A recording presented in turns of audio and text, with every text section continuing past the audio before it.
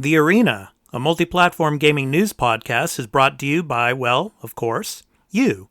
If you want to learn more about how you can support the show, go to patreon.com/expat2020.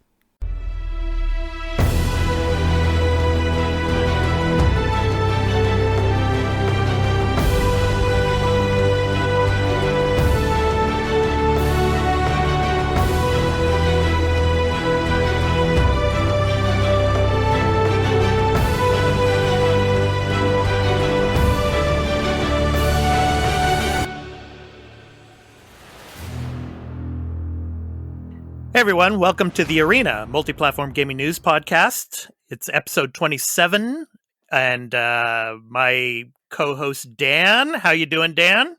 Yeah, all right. Yeah, not too bad. How you getting on? I'm doing pretty good, man. I'm doing pretty good. Just the usual stuff during the week, the usual job, and then doing the weekday news stream on Twitch in the evenings. Yeah. So, yeah. You were telling me earlier before we started the podcast today that you haven't been sleeping well. Yeah. Oh well, no, yeah. Just last night was really bad. I'm really tired today. So I'm gonna try and Genki up. I put some sugar in my tea, which is something I never do. I put sugar in my tea to give me a little early morning boost. Mm-hmm. And yeah. But how have you been getting on? I was like you a couple of nights ago. I didn't get a lot of sleep. I had a pretty bad headache a couple of times last week, but feeling better now, and I'm getting about 6 hours sleep a night. So okay, yeah, it's getting better. So like here in Japan, the school year finishes in March. Yeah. So we have like a nice break between the end of March and the first week of April. So I'll be able to rest up then, I think. But yeah, it's weird. I mean, because still in England we're still in lockdown, and I think this is quite a universal thing because everyone I've spoken to, their sleep patterns just absolutely destroyed, just through having nowhere to go and nothing to do. Literally everyone. I work with a lass, and she's basically essentially destroyed.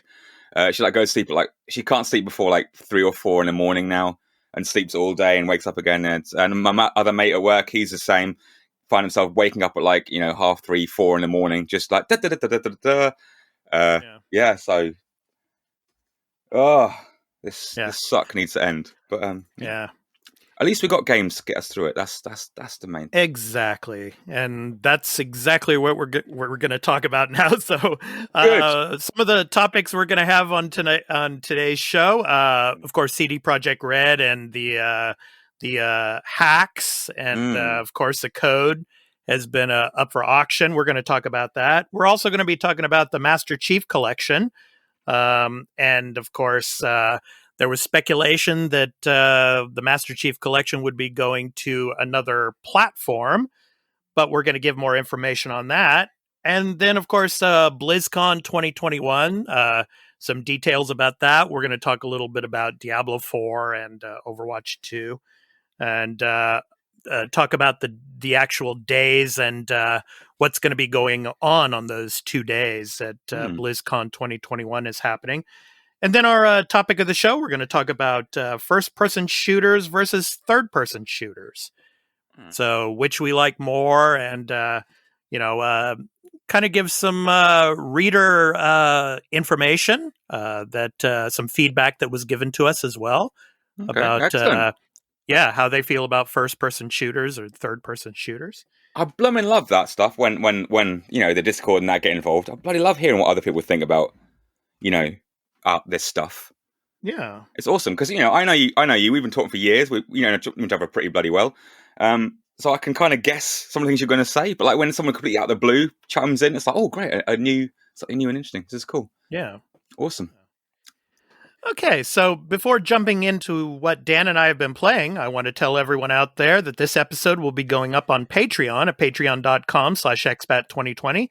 in early access for the first 3 days after recording. So if you would like to support the show and become a patron at the entry tier 1 level at $1 per month and get early access to every episode and listen ad-free along with other perks, including exclusive post-show content that we do after every show and bonus episodes, please visit patreon.com/expat2020 for further details. And I want to give a shout out to our initial patron, Burlyman Gaming. Yeah. Hey. Yes. Thank you so much, Burley, and we always appreciate you.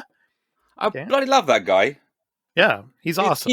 He is. I've been watching a few of his streams because they coincide with the end of my working day, kind of winding down. So yeah, he does good work. Yeah, everyone check him out. So on Tuesdays each week, the podcast will be uploaded to all of the free podcast services, where you can find us on any podcast app for iOS or Android, Spotify, Amazon Music, and my YouTube channel, Expat 2020 Gaming. Just download your favorite podcast app or open Spotify and search for The Arena, Multiplatform Gaming News Podcast. Subscribe, follow us, post a review, and leave us questions, comments, and feedback if you like, if that feature is available there, and spread the word about the podcast. We also have a website for the podcast at expat2020.podbean.com, where you can follow us and leave questions and comments as well. Finally, you can also follow us on Twitter at The Arena AMPGMP, which stands for a Multi-Platform Gaming News Podcast, and leave questions or comments that we may read on a future episode. So, yeah, Dan, so let me start first about what I've been playing. I actually went into my backlog. Last week, our special guest, Nerdy Jane, was, we were talking about backlogs, and, she was saying that she didn't have a backlog, but... a blessed life. Yeah. So, yeah, I actually dove in a little bit to my backlog, and I played a game called God's Trigger. All right. So, I don't know if you heard of that before, but I was playing it on PS4 Pro, and I did live stream last week a little bit of it, about 2 hours of it or so, and it's really fun to play. It's kind of you get this aerial view, and it's kind of a twin stick type of shooter. It reminds me of kind of the Housemarque games like Dead Nation, for example. Yeah. But basically, you have two characters, and it's in an Old West type of setting. Kind of has an art style of Borderlands. To it, but it's really fun. There's some cool boss battles in it and stuff like that. So just going through, and it's very Hotline Miami style. So what I mean by the aerial view, like in Hotline Miami, you're going from room to room to room, and you're shooting and killing and taking weapons and reloading and shooting again. So it's that type of game. It was really fun to play. And I've been playing Assassin's Creed Valhalla still, and I'm trying to get the most powerful weapon in the game, which is the Excalibur sword. Oh, okay. The Excalibur sword. So I'm going from province to province, roaming around, going through the caves, and picking up these trinkets that you need to be able to unlock the Excalibur sword. Okay, right. And then once I get that, then I'm going to go ahead and finish the storyline. So I'm like up to over 120 hours now. So we'll see. It's probably going to be over 200 hours before I finish the damn thing. So that's certainly good value.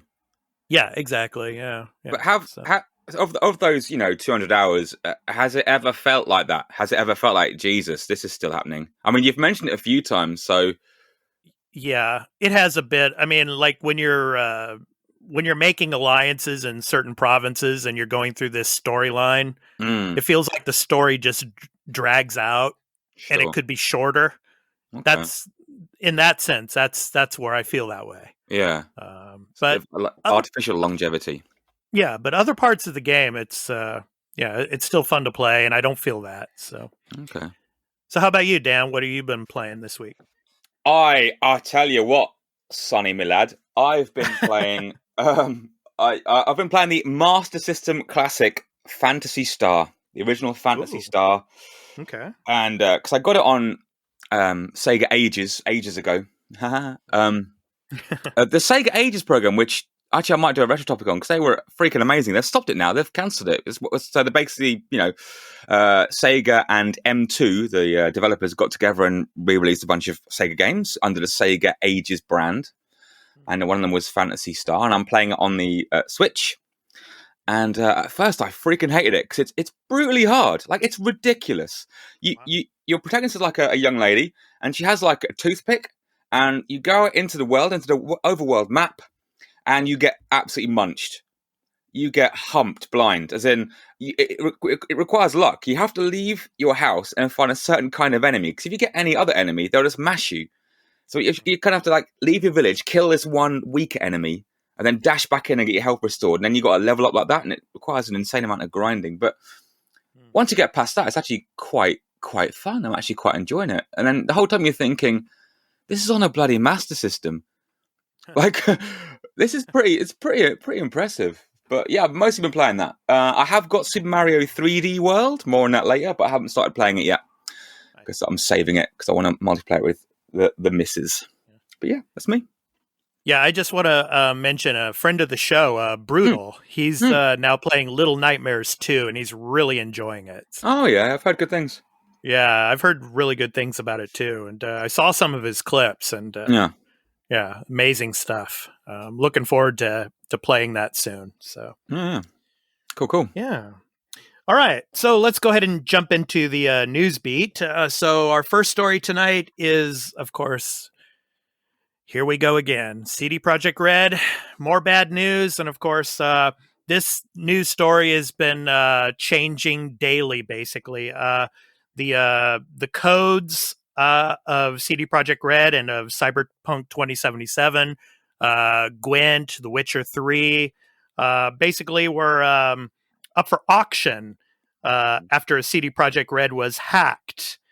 So now basically those codes have been sold onto the dark web. So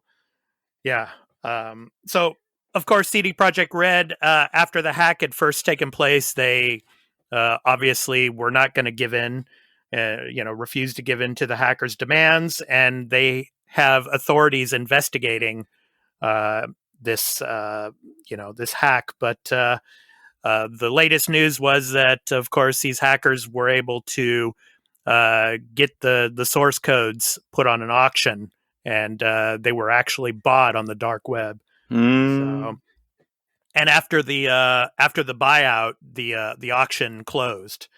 Right. So I mean, what do you think of this, Dan? This is pretty crazy stuff here this week. Yeah, but surely that code. I mean, the fact they've sold it is relevant because that's all their IP. I mean, they literally own that code, and any custom code in there, don't they own the rights to that? So if anyone does make a game using their code, and which may be proprietary, they can just go oi and sue them and get it shut down. I don't know how this affects things, but I'm not expert, but it seems like, well, sell it all you want, but at the end of the day, they can go, oi, that's you're using our code. Give it back. Well, from what I've been hearing, they collected certain data, so not only source code, but it could have been like HR material and there's all that stuff. Yeah. That's the stuff you should be worried about. Moreover, like having like people's like your fans' details, your staff's details, your staff's like social security. Well, they don't have social security because it's in Poland, but the equivalent. Yeah, it's a shithole year for CDPR. But then again, like I've been talking to people at work about this, and it's like you're in IT, you're software developers. How does this happen? Like, surely your number one thing is to protect your stuff. Yeah. I mean, what's up with the firewalls that they were supposed to have? Well, you think there'd be some sort of security around it, but I mean, fair play. I mean, I don't know anything about hacking. There are some astoundingly talented people out there that go under the brand of hackers, and it's like, but even so, there must be something you can do. I mean, most other people seem to do all right without being hacked to some degree, but to the degree that, from what it seems like, the hackers got literally everything. Yeah. So they cleared them out. One thing I noticed that them out. Yeah. One of the things I noticed was the hackers mentioned the unreleased version of Witcher 3.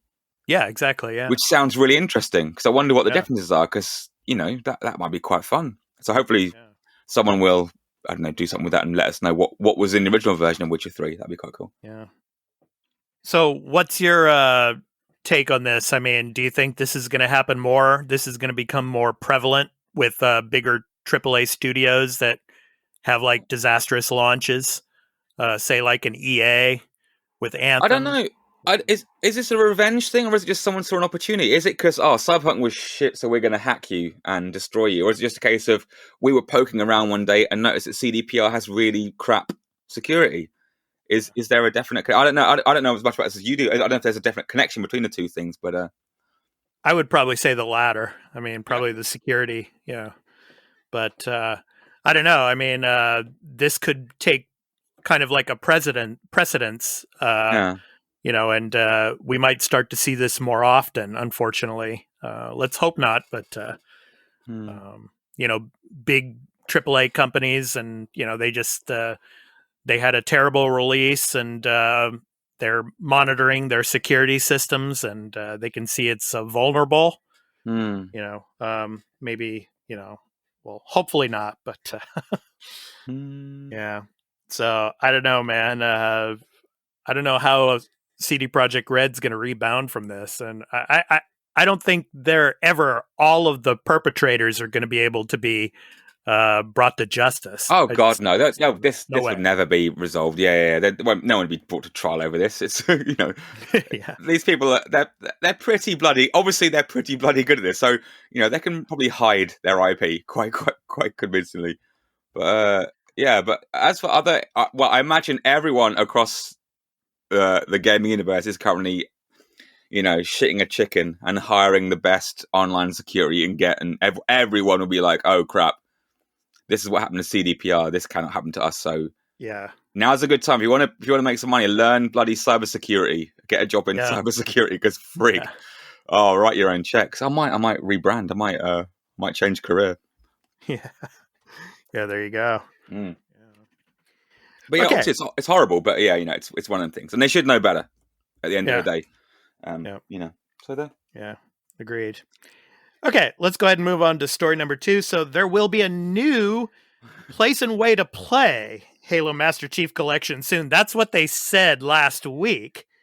But basically, what happened... Before, right? Yeah. Before. I want to give some prefaces, right? Because, when you sent that to me, you sent me this week's shows, and you said a new way to play. Yeah. And my mind's racing. Yeah. And I'm thinking, this is amazing. What possibilities? Well, most likely it'll be some sort of Mac port, probably, because that seems quite feasible.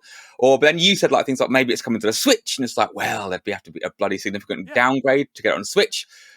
Maybe a PlayStation, unlikely. I mean, Nintendo, if anywhere, it would go to Nintendo if anywhere. So I just want to let you know that. And then you told me, I was really excited. And then you told me this morning what it's going to be. So just because the news just dropped. Yeah, basically. So my excitement, and then you go. The Halo Master Chief Collection is getting a server browser. Holy shit! Where's my bell? I want to ring a bell. I want to shout it from the rooftop. Oh, you son of a bitch.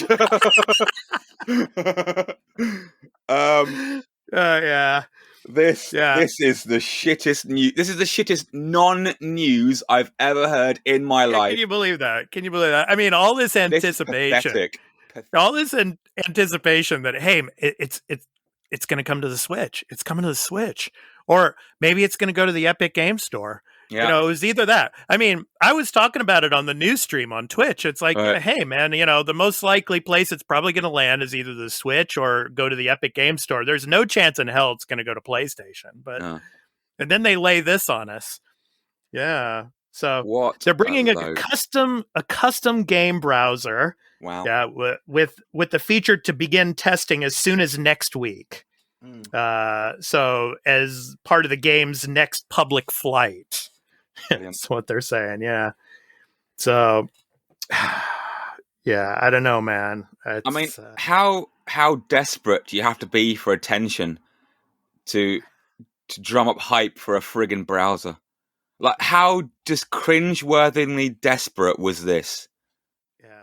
Like, if this doesn't make you nervous about friggin' Halo Infinite, nothing will, because this is shocking. Really? Yes. I don't know, man. I think Halo Infinite is just a separate entity in itself. And I don't know, man. But I don't know, because like this. Oh, sorry, go on. Yeah. No, go ahead. Because this is ridiculous. Like, we've got nothing to talk about. Yeah. To the fact we got to hype up a freaking a matchmaking piece of software. Brilliant. Yeah.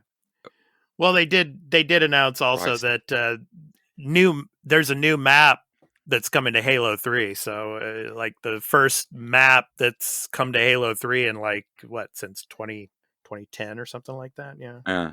So the first map in 11 years, but never mind that, we've got a new browser coming out. So it's got drop down menus. It's got menus and numbers in it. So look forward to that. Peeps. Okay, so let's let's take this to another level then. I mean, what's the next step for Master Chief Collection? Do you see it coming to the Switch? I think it's going to come to the Switch at some point. I mean, to get that to run on the Switch would they'd just do it cloud-based, wouldn't they? That'd actually be a really good idea, because they do it. There's two now, because now there's Control on the Switch, which is cloud-based, and there's Hitman 3 on the Switch, which is also cloud-based, or it's coming soon. Yeah. So I guess they could just have a cloud-based version of Halo Chief MCC, and that would work. Yeah. So if it was going to go anywhere, that's where they'd do it, because And then it might be like a way to lure people into buying an Xbox. So it's like a stealth means of selling Xboxes for Microsoft. That's probably how they're viewing it. I'd assume, if it wasn't go anywhere. But I don't know. But never mind that. Yeah. We've got a new browser. You can choose to have a pink helmet and run around a new map on an 11-year-old game. So news. Yeah, news. Yeah, go for it. All right. Okay, let's go ahead and get to the next story. So we're going to talk about BlizzCon. So and probably in the next episode next week, we'll have some information regarding what's going on at BlizzCon. But we're going to talk about for example, the days. So February 19th at 2 p.m. Pacific time. Will be the first day, so we'll have the opening ceremony of BlizzCon, and then at 3:10 p.m. Pacific time, we're gonna get information on World of Warcraft. So, like for example, what's next for World of Warcraft? Then more information on Diablo. So expect a detailed look at the development of Diablo 4, and then more information on Overwatch. So Overwatch 2, which will be coming. We don't know exactly when yet, but a sneak peek of what's going on there. And then on the same day at 3:40, there'll be a deep dive and a closer look more at World of Warcraft.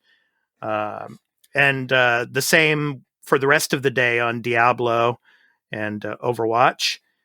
And then on the 20th also, there's supposed to be more of the show. It'll be from 12 p.m. Pacific time, 3 p.m. Eastern time, and 8 p.m. your time, Dan, GMT. Mm-hmm. So, yeah. So, those are the 2 days, and we'll try to, cover that as best as we can here on the Arena Multiplatform Gaming News Podcast. And I might actually do a live stream, depending on the time of the day, if I can do it or not, for the live stream of the event. We'll see. Yeah, so I'll keep you I'll keep you informed of that. So brilliant. At later times. So anyway, Dan, I mean, you're not into Overwatch, but I know you're into playing Diablo. I know you played Diablo 3. Yeah, I played 3. It was all right. Yeah. So I mean, what are you expecting to come out of Diablo 4 when it eventually does release? I have no idea. I've not really been following it. I imagine more Diablo. I don't know how much you can really, boost up the core mechanic of the game. The whole, dungeon crawling twin stick shooter that was Diablo 3. I don't know. I don't know what more you could do with it. More character classes. I don't know. I mean, I get there are people who are rabid about this stuff, and good for them. But it's kind of like, it's all right. Yeah. I'd be interested in because when I was at secondary school growing up, my friends used to rave about 1 and 2. Yeah. Diablo 1 and 2, like they were nuts for it. I'd like to see like a remake. That'd be good. Yeah, there's rumors going around that they're going to announce the Diablo 2 remake. Okay. Have they made Diablo 1? That's going to jump straight to 2. They're going to jump straight to 2, I think. That's weird. Okay. They should probably do both, but yeah. So sorry, go on. Go ahead. No, go ahead. I was going to say my favorite BlizzCon memory is when they announced. Was it? Yeah, they announced that mobile game, right? Was that a BlizzCon? And everyone just went mental and got really angry. And that one guy stood up and said, "Is this some kind of joke?" And that's brilliant. Because the latest one's called Diablo Immortal. Yeah. Right. Yeah, for mobile, but yeah. I don't know. I don't know how much better Overwatch 2 can be either. It's too bad we don't have Chitty on the show today, our friend of the show and a guest a few weeks ago here on the podcast. She's big into Overwatch, and I'm kind of interested to know what she has to say about like the character classes, what new types of characters might come into the game, or how much bigger the maps might be in Overwatch 2. But nah, I gotta say, like as a developer, as a publishing body, like Activision Blizzard, I don't have any interaction with them really. I can't think the last time I played like a Blizzard game. None of the games. Well, Diablo 3 would have been the last one, I suppose. But it's just not. It's not. They're not my sort of games. There's a I think theme running through most of the games, except for Overwatch, obviously.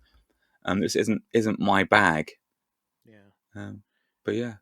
Yeah, I'm kind of in the same boat as you. I mean, I played a little bit of Overwatch when it first came out. Same with Apex, and then I played some of Diablo 3. I never finished it. I got about halfway through the game. Yeah, it was really long. I think from what you're telling me, right? Yeah, it's very very long. Where you've seen everything, like halfway. There's no surprises coming. You've seen the game. The levels change. There's some new enemies, but essentially, like, Diablo, you've seen it all. Which is weird. Yeah, so like I said, we'll have more information on that come next week when we get information out of the BlizzCon event. So it's a 2-day event from February 19th and 20th. So we'll have some more information about what they discuss there. So, okay, Dan, it's time to jump into our topic of the show. So, which do you prefer? First-person shooters or third-person shooters? Ooh, that's a very difficult question because it's the developer's intent is very different in both of those games. So my favorite game of all time is Metroid Prime, and that's a first-person shooter game, and that works because you are transplanted into the role of Samus Aran. Same thing for Half-Life, for example. Yeah, another game where you are that character. You're in that narrative. Yeah. So that works really well. But then there are other third-person things which are amazing. Like obviously, like Batman: Arkham Asylum is amazing. I mean, that's not a shooter, but the third-person aspect. I mean, I suppose a good example of how to successfully do a third-person shooter would be Spec Ops: The Line. Which is phenomenal, and the reason why that works is because it is very story driven. It's got a very strong narrative, and it wouldn't work if it was first person. And if anyone's played the game, they will know why that wouldn't work. Because you cannot be the protagonist in that game. You are controlling him, you're with him, but you cannot be the protagonist in Spec Ops: The Line. Whereas in other games, you inhabit that person's body, so it becomes much more immersive. But then in that case, everything you do in that first person game is a result of your actions, so it's very focused, very narrowed. But in third person, it's the developer's intent. So there are things that happen, like for example in Spec Ops, which you as a human being should never ever do. And obviously, if you were doing it first person, that would create some sort of dissonance between you and the protagonist. I don't know. What do you think? I'm more of a third person shooter person. I mean, I like the Uncharted games, of course the Tomb Raider games. Those are my favorite games to play. Yeah. And so, the feel, the control, I mean, the surroundings you get to see more of. All of the little details of the dirt, the blood, everything. I mean, you get to see all of that in a third person shooter, a third person perspective of a game. So yeah, I mean, of course, I'm into first-person shooters as well. I mean, I played Halo and the Call of Duty games and everything. But I think being able to actually see the character and be able to follow that character around and to control the character and what you see, I think is the most important thing to me in a game. So I want to talk about actually some of our listeners. Awesome. Gave some. Some comments that, of course, everyone out there that's listening to the podcast, they can throw us some comments every week. And this one is from, let me see if I can pronounce this correctly.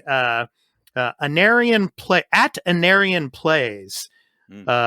So on Twitter, he responded by saying, I actually prefer third-person shooters, but there are so many better first-person shooter games out there. It's like third-person shooters as a genre just doesn't get the best games. No. Okay. Another comment from one of our listeners at Missin' No. She says she likes third-person games. I like seeing my character in Resident Evil 2 and Resident Evil 3 Remake. It's cool to see all the dirt, blood, and grime on your character. It's also nice to see around corners. I also like to turn the camera to see behind me. Yes. And then a friend of the show, Silent Hill Dude. Hey. Brutal. So he says, I always preferred third person perspective when it comes to action games. Seeing the character, in my opinion, is a lot better than just being a floating gun, essentially. Plus, you can see your surroundings more in third person. So those are some comments. And I actually did a poll on Twitter as well. And first-person shooters won 57% to third-person shooters 43%. So, yeah. So what do you think of those comments, Dan? No, I mean, I get it. I'm surprised because, despite the fact that, first-person shooters won the poll, third persons, they're all in praise of third person. And I understand. I do completely. I get it. I don't know. I wonder. Do you feel the same immersion with the third person? Like again, because the first person, you're actually being that person. Do you feel that same connection? Like if you play Half-Life and you play as Gordon Freeman, like you literally are Gordon Freeman. Do you feel the same connection to the character of Gordon Freeman as you do, say, the character of Nathan Drake? Or Lara Croft, or any of these people, or I couldn't tell you that myself personally because I've never played the Half-Life games. Yeah, so fix that. I got to fix that. But So but no, feel immersed with the characters though, definitely with Nathan Drake and with Lara Croft, and another game I want to bring up for. The third-person perspective, the Division and the Division 2. Oh yeah, I mean, you see your character running through the streets, having to bend down and to flank your opponents and things like that. So you get immersed in that sense as well. Yeah. So I really like that with the Division games. So yeah, I mean, for sure, you got better spatial awareness and you got a better sense of environment, I suppose, through a third person. But it's interesting. The talk of Resident Evil 2 and 3 remake is good. Because Resi 7 was all first person. Yeah. I wonder how people feel about that. I wonder how people feel because I've been shocked by Resident Evil games. I've never been scared by a Resident Evil game until I played 7, and for that very reason, because I was Ethan. I was in that, and I played it in VR like an idiot. I played it in VR, so. I literally was in the house. Well, literally, as much as I can be. I was inside that environment, inside that experience. 3D audio in my headphones, virtual reality visor on my head. So, and I was legitimately scared playing a Resident Evil game for the first time ever, there was an inherent sense of dread that something like Resi 2 cannot do. You can be nervous, you can be apprehensive, you can be like, oh, something bad's going to happen, or oh, that was nasty. But literally, like when the I can't remember any of the names. It's been so long, but like when the dad just appears out of nowhere, like with a shovel, just intent on decapitating you, you are legitimately scared. Like I was I was like, I don't like this game. Like even the kitchen trailer that they had, where you're just sitting in a chair and like Maya, is that your girlfriend's name or someone similar? I think that was just starts like stabbing on the knee with like a kitchen knife, and you can hear her walking around behind you talking to you, and it's horrible. Yeah. I could never in a million years get that sensation from a third person game, because I'm not invested in that character because I'm watching it happen to someone else.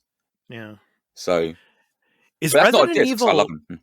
Yeah. Is Resident Evil Village going to be in first person also? I think it is. I think it is, right? So, yeah. And just try playing that in VR mode, playing that tall vampire lady against the tall vampire lady. Oh, yeah, man, that's going to be scary as hell. Being very, very popular. Yeah. But no, but there's not a diss. I might sound like I prefer first person, which I probably do. But it's an interesting topic point. But I think they're both amazing. But it's all about intent, I suppose. Yeah.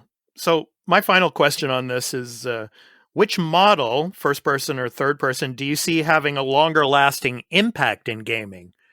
Like within, between now and probably into the next generation or two? I'm thinking maybe third person. Yeah.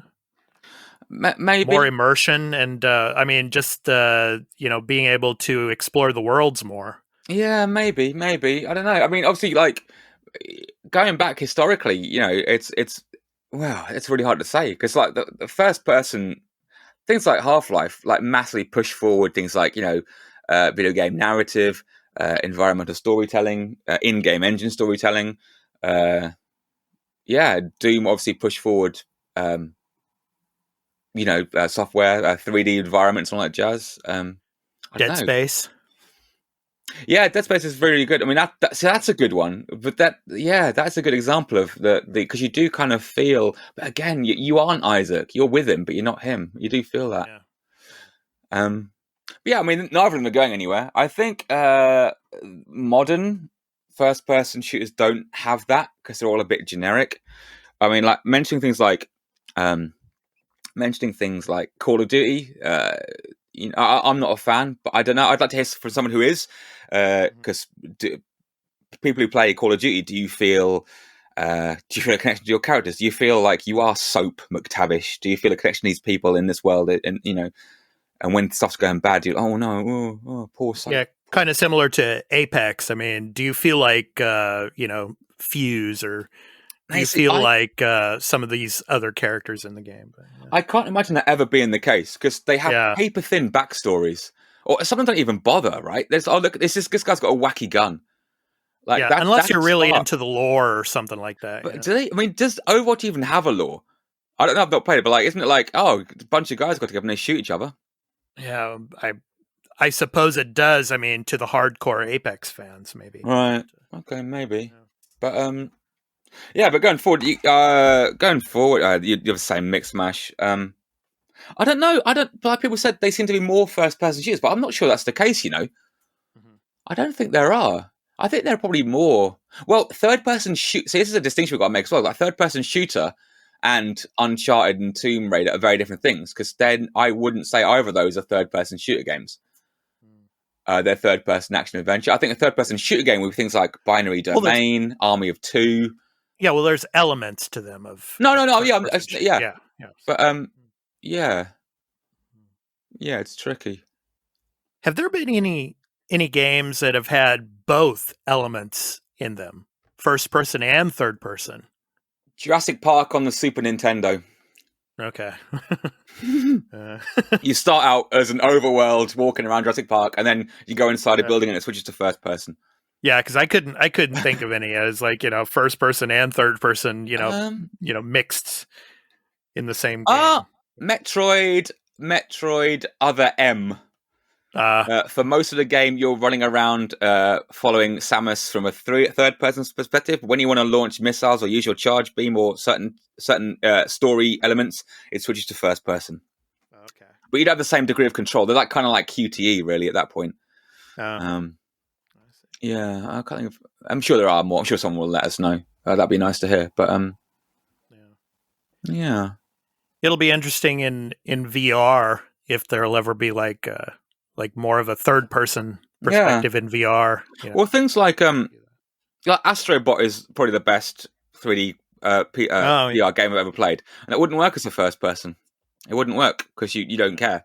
But seeing that little cute little guy waddling along. Yeah, doing his jumps, you're like, you get invested. You want the character to make it to the end, but you wouldn't have that through first person. Yeah, But, Burley, he played the one for the PS5 edition, the newest one. Yeah, so we get our PS5s. We got to try that out. Yeah. And is that any good? What's the word? He's saying it's pretty good. So yeah. Oh. So okay, so. That was our topic of the show: first-person shooters versus third-person shooters. So yeah, I'm more of a third-person shooter guy. But interesting. Yeah. Okay, it's time for our weekly segment, Dan's Retro Topic of the Week, where Dan discusses a topic in the game of the retro world. Yeah. So Dan, take it away. Retro topic of the week. Yeah. So a bit of a short one because I'm flagging. So, as we all know, yesterday globally there was the re-release of Super Mario 3D World for the Switch, which incorporates extra. I don't know how you'd call it, extra bonus section or additional game content. Versus Fury, which is awesome. Like I said, I've got it, but haven't played it yet. I'm looking forward to it. But so I had it on the Wii U as well. Did you have it on the Wii U? No, I didn't. No. So as you may know, it originally came out in November 2013, I believe, for the Wii U. And so to research this, I went back and I looked at some old stuff that happened at the time, and I looked back at some Iwata asks. Back in the day, Satoru Iwata, the head of Nintendo, used to have little interviews with developers and game makers, and they were put online. Oh, fun fact, actually, years ago, the Iwata Asks series was made into a book in Japan, and it's getting a release in the West this April. Oh, awesome. So if you're interested in all these interviews and his ideas and his musings on game development, it comes out in April. I've already pre-ordered my copy. It looks great. Awesome. I'm very excited about that. But anyway, so there's some cool things about cool things I learned about 3D Mario World, Mario 3D World. Actually, I don't know if I'm sorry to interrupt, Dan. No, go. I don't know if this has anything to do with the Iwata song and the book, but during the news stream that I did on Twitch earlier this week, I talked about a new Nintendo series that's going to be coming to Crackle. Okay. And, it's going to be a 5-part series on all of Nintendo, the history of Nintendo. Oh, bloody hell. I'm up for that. From the very beginning, back in the 1890s or so, back in the 19th century. Yeah, 1889. Being like a card company, basically. And working their way up, and then it's going to go all the way through. There's going to be interviews with Kalinske, and they're going to have more in-depth coverage on the console wars that was kind of scraped over in the High Score series. And so it's going to go on all the way to the present day of Nintendo. So it's like a complete history of Nintendo, basically. So maybe some of Iwata's stuff will be in that as well. I certainly hope so. It's kind of sucks because that's another story for another day. But I had no idea. It's come out in 1st of March. It comes out. Yep, on Crackle, which is free. Yeah. Oh, is it? I was going to torrent that. But I guess I don't need to torrent it because it's free. So brilliant. It's free. Yeah, you're free to download on your PS4. Yeah, get out of town. Yeah. How do they make money? Yeah, there's an app. I think. I don't know. Anyway, I'll have to look into that. That sounds great. You mentioned like High Score, but of course they had there was another documentary, the Console Wars documentary, to come out on HBO, and there is a mini series based on the Kalinske Sega of America versus Lincoln's Nintendo of America. A multi-part. It's going to be like it's going to be a mix of documentary and like a mini series, like a reimagining. Apparently, sounds awesome. But anyway, Mario 3D World. This is great. This has gone on way longer than I thought it was going to. I was a bit worried. I thought it was going to shortchange our fans, but we've managed to blag it into being a bit longer. I hope they haven't noticed. So they didn't want to call it 3D Land originally, because they were worried because it's not in 3D. I mean, it's in 3D, but it's not in like VR 3D, which is interesting. Yeah. One of the things I didn't realize is that it was planned as multiplayer from the start, which is really cool because the whole aspect was to make it a multiplayer game, but also the challenges of making that appeal to a single player like me. I don't really play games multiplayer, but this one being an exception. That's really cool. Peach wasn't going to be a playable character, but because Galaxy was viewed as boy focused, which is something I've never thought about, because as a boy, I didn't realize when things are aimed at me, I just accept them. But looking at it through this lens now, when you look back at Galaxy, it is quite a boyish game. The color palette's all aimed at boys. It's very much a boy goes to space kind of thing. So they put Peach in to make 3D Mario 3D World appeal to a female audience, which is pretty cool. Yeah, that's cool. Yeah, but so I'm very excited about getting back into it, and I might stream a bit of it. But yeah, it's something I've got it on the Wii. I've got it on the Wii U. I played it a little bit, and I don't know why I didn't finish it. I enjoyed it. Oh, another thing, it's a successor to the 3D Land on the 3DS. Did you ever play that one? No, 3DS? No, I haven't. Yeah, that's a really weird game. It's obviously a very, very good game, but it's the weird. It does feel weird to be playing the 3D on a handheld. It's awesome. But yeah, so I might stream a bit of it later in the week, but I'm sure it's already been streamed all over the internet. Everyone's already 100%ed it and posted it all online, so I probably won't bother. But yeah, so go out and get it, peeps. It's going to be awesome. I've got no idea what the new content is like. But yeah, it's going to be good. It's going to be good. Cool. All right, thanks, Dan. So that's Dan's retro topic of the week. So now it's time for our new and upcoming video game releases via Metacritic for the week of February 15th through the 21st. Dan, this is going to be a short one this week because there's only one game on the list. Yeah. All right. Yeah, because right now everybody's still playing Little Nightmares 2 and they're playing Hitman 3 and The Medium, and some big games just came out recently. So a lot of people are still playing those games. And also, and I talked about it on my news stream last night, Stardew Valley just got a big update for consoles, 1.5. Yeah. I'm too scared. I've not played any of the new stuff because I lost 400 hours to the base game. Oh god! And if I want to do this, I'm not doing it. I'm going to have to start again because I don't want to continue with this new stuff. I want to have this new stuff present from a new start game. So I don't want another 500-hour investment into Stardew Valley. I really want to, but I'm like, oh my god, I'll be lost. Would you do the same thing with Animal Crossing? Yeah, I don't know. Yeah, but that's kind of been drip fed though, hasn't it? I mean, the amount of content in 1.5 is staggering. Like the amount of end game content as well. So I could have gone back and started it and continued my save game and enjoyed all this other stuff. But there's just so much content now. It feels like if I'm going to do it, I'm going to do it from scratch. Okay. But, yeah. So anyway, the one game on the list this week is called Shattered, Tale of the Forgotten King. Comes out on February 17th for PC. It's an action RPG. Yeah. So Tale of the Forgotten King is a RPG adventure game with challenging boss fights and a deep lore inspired by Dark Souls, Shadow of the Colossus, and Legacy of Kain. Okay. Yeah. So role-playing action RPG. Yeah. So I don't know. I guess that's our pick of the week, man. Wow. There's only one game. Yeah. But you're not a PC player, so probably no. It's not my cup of tea. Yeah. So I'd probably be maybe download this for my notebook maybe and play it. But yeah, depending on if it comes to Xbox Game Pass Ultimate maybe at some point. We shall see. But next week looks a little bit bigger. We have 4 games on the list so far. So we'll talk about those next week. Yeah, don't spoil it. Yeah, not going to spoil it. So look forward to that next week, kids. Yep. So Shattered Tale of the Forgotten King. That's our game this week. Uh-huh. Yeah. Huh. All right. So yeah. All right.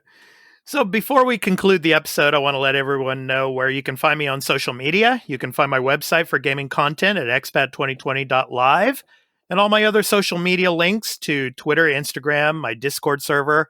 The Discord server has changed names. It's now based on the podcast here. So the Discord name is now called the Arena Podcast. So the podcast website, as well as my YouTube channels at Linktree. So that's at Linktree. So linktr.ee/expat2020.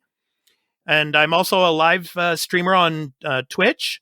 I'm a Twitch affiliate, and you can catch my live streams on twitch.tv/expat2020 as I do gaming live streams and a supplement to the podcast Monday through Friday called The Arena, a Multiplatform Gaming News weekday live stream from 6 a.m. Pacific Standard Time, 9 a.m. Eastern Standard Time, and 2 p.m. GMT.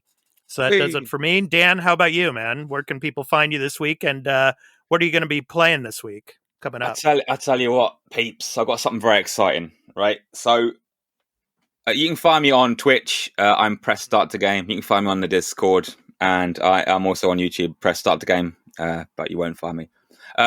So why won't they find you? Why won't they find you, Dan? I don't do anything. I don't post anymore. I don't really make anything. I stream maybe once a week. I streamed Phantasy Star for 2 hours. If you want to, be bored to tears, go and watch that. That'd be good. Come on. No, don't get me wrong. My banter is top tier, but it's not the sort of game you should be streaming. I mean, if you have an audience, Dan is just being modest, man. He's always modest. Yeah. But what I'm really hoping to do is, so I've got a knackered old Xbox here, which I've restored, and I'm going to hack, and I'm really going to try it next week to stream the GoldenEye XBLA. Ooh. Yeah, I'm going to try really hard. I'm not sure if it's doable. Oh, get that. I'm sorry. Yeah, GoldenEye. That wasn't my choice. Do it, man. So, I'm going to try really, really, really hard to get that installed and up and running. But I don't know if it's going to be doable. But yeah, that's my grand plan. Well, I hope so, because I'll definitely watch it. So. Yeah. So hopefully I can get that up and running. Yeah.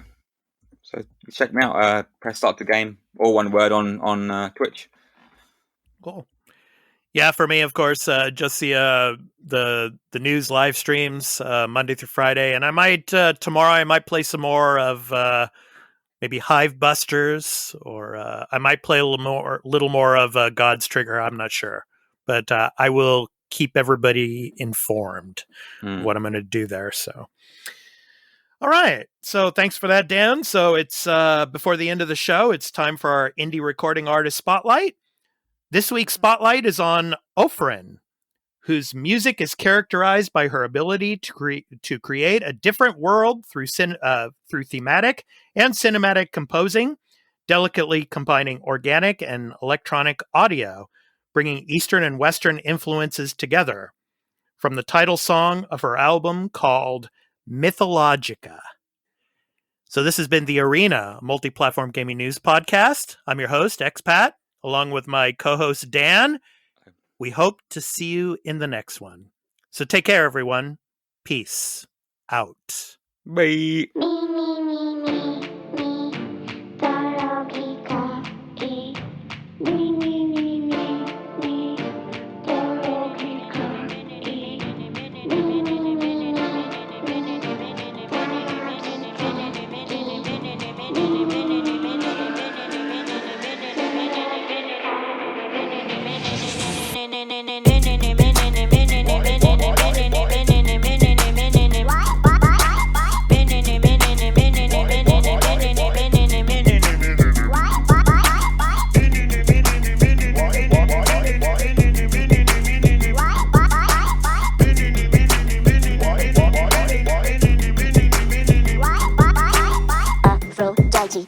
Chaos, Dionysus, Hera, Hermes, Icarus, Narcissus, Medusa, Ephasos, Ashalalala, Susus, Minerva, Ecobubus. I love it when you couscous.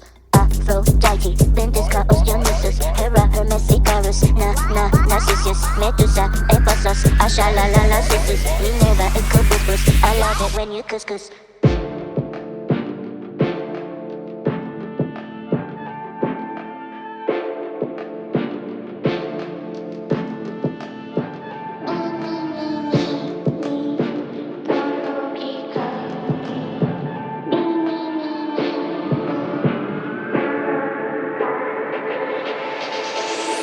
Aphrodite, Ventus, Cuscus, Hera, Hermes, Icarus,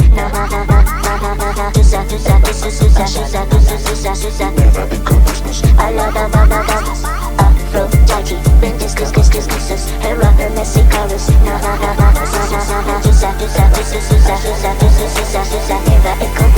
I love it when you couscous, love it when you couscous, love it when you couscous, couscous, couscous.